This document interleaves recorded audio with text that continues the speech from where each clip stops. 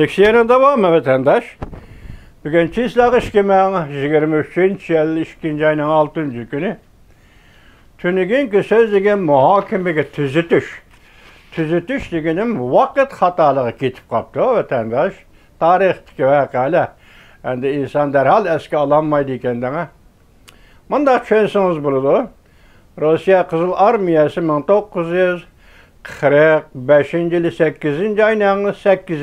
günü 1 milyon kişilik harbiy qo'shin chiqarib Manjuriyaga kirdi. Yaponiyaning Kanton armiyasi qarshi urush qildi.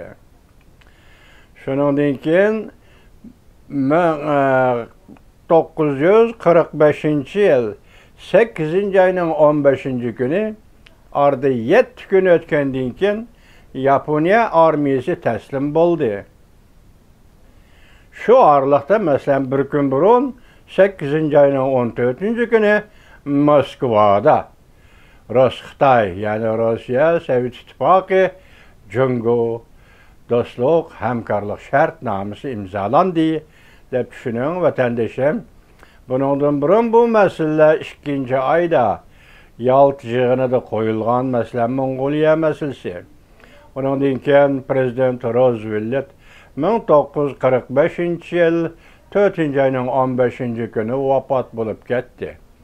Ornağa muavin prezident Truman efendi prezident bolup çıktı.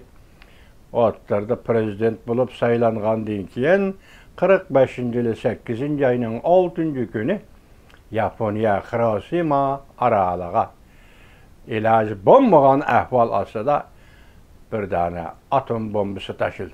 Tertip şu, belki şu vaktim yana yetersizlik buluşu mümkün. Endi özünüz tüzütüp anlaşınızı ümit kılıman vatandaş.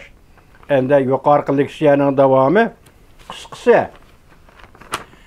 Jungo Kompartiyası Amerika'dan korkmaydigan boldu. Amerika bilen murassalashmaydigan boldu. Belki allaqachon urushga tayyorlik qildi. Urushni qarshi oladigan bo'ldi. Shuncha Jungoning Amerika bilan adoqqa urush qilish irodasi zada qanchalik.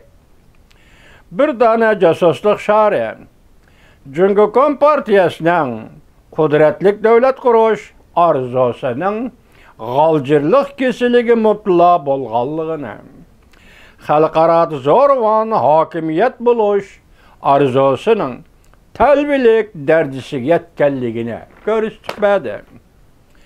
Amerika Jungo munosabati hozir urush girvikida turmoqda.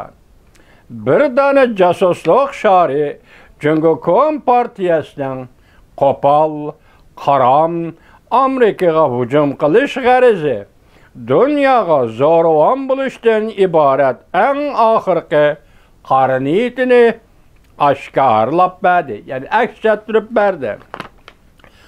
Dunyo xalqining nazarida bo'lsa, Jungo abadiy cho'ng bo'lmaydigan go'dak bola.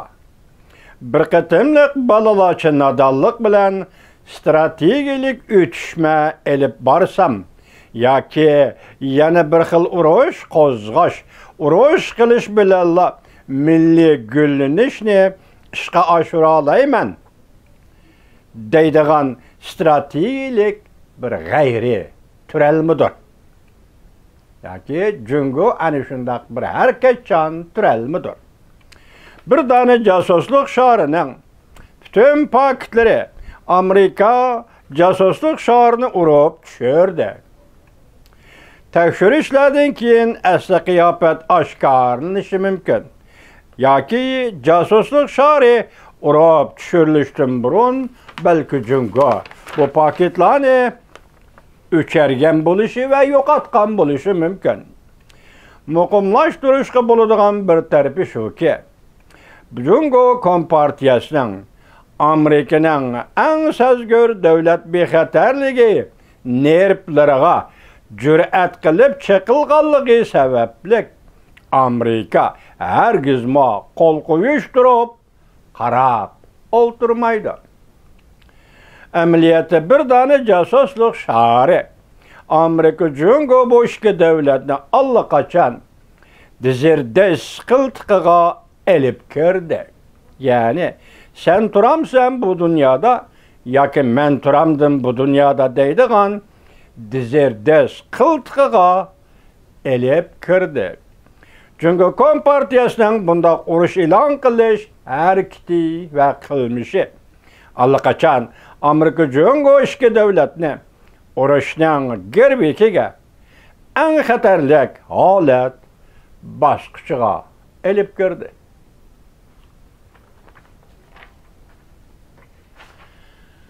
Qısqa xabarlardan bugun bir abzas o'qiydi, vatandoshim buni anglab qo'yinglar.